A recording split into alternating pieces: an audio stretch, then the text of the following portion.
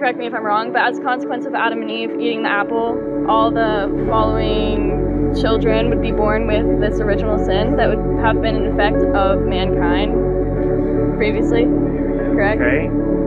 Maybe. Also, the way I was brought up was that if you were not baptized or had your original sin reversed, you would not be able to make it to heaven. Yeah, so I totally isn't disagree that... with that. I don't think there's any biblical basis for that. But wouldn't, like, original sin be a spiritual birth defect? Ooh, now I think we're onto something here.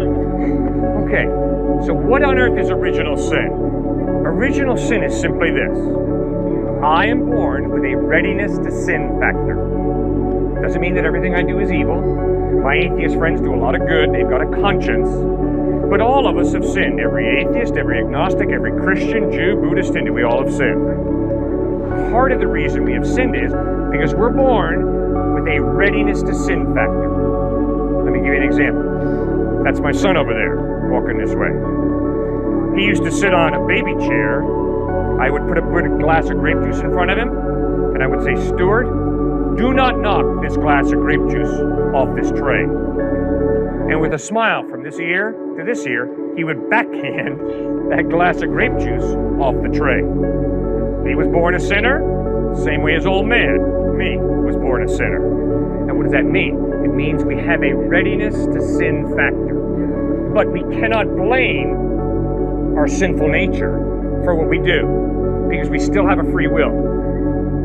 So if I slap her, and you say, "Wait a second, Cliff, what'd you just do to her? Why'd you do it?" And I say, "Because of my sinful nature." That's a cop-out, because I still have a will. And you see, here's the challenge. The challenge for me is to overcome my sinful nature with my will and make responsible decisions. Well, can I ask you then, do you believe that babies are born with an understanding of good versus evil, or do you believe that it was taught by human nature? Good, very good question.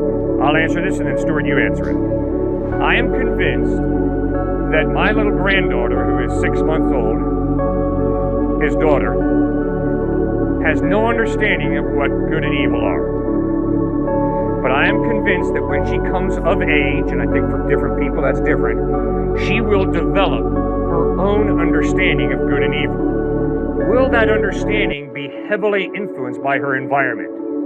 Yes, ma'am. Because although my environment taught me that, I still have a conscience, a rational mind, and I am responsible before God to exercise that and to contradict my culture, to contradict my environment when I begin to realize my environment is wrong.